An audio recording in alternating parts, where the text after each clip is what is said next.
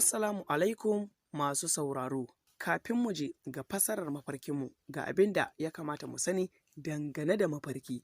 Kamar yadda ya zo a cikin hadisi, shi mafarki bushara ne ga mutane, wato hanya ce da Allah ke nuna wa mutane abin da zai faru a nan gaba ko kuma wanda ya wuce. Shi kuma mafarki ba kowanne ke da fasara ba, akwai wanda yake bushara daga Allah subhanahu wata'ala, akwai na abin da rai ke so, kuma akwai wanda shaiɗan ke sanyawa, amma duka mutum ba zai iya gane ma'anar abin da mafarki ke nufi ba sai in ya duba fassara. To sauraro, wannan ne abin da ya kamata mu sani kafin mu je ga fassarar mafarkinmu. Yanzu mu je ga fassarar mafarkinmu.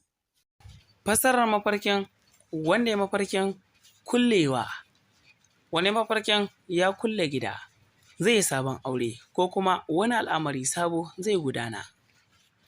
Wanda ya mafarkin an kulle shi a cikin ɗaki, burinsa ba zai cika ba. Wanda ya mafarkin ya kulle wani mutum a cikin ɗaki, zai kuɓutar da wani mutum daga hannun wani mayaudari.